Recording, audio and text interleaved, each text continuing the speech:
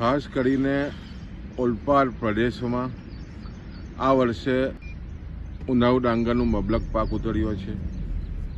પાયામાં જોઈએ તો ખાસ કરીને ઓલપાડ વિસ્તારના જે કાંઠા વિસ્તારના જે દરિયા કિનારા લગભગ 50-60 ગામોમાં સારી જમીન છે અને વર્ષોથી ખરીફ ડાંગર પાકતું આવેલું છે. સાથે સાથે જે રીતે છેલ્લા 3-4 વર્ષથી જે રીતે ઉકાઈ જળાશયમાં પૂરતા પાણીને કારણે જે રીતે નહેરોમાં પાણી વવડાવવામાં આવી રહ્યું છે, સ્વાભાવિક છે કે ઉનાળુમાં પણ ડાંગરનું સવિશેષ વાવેતર થઈ રહ્યું છે.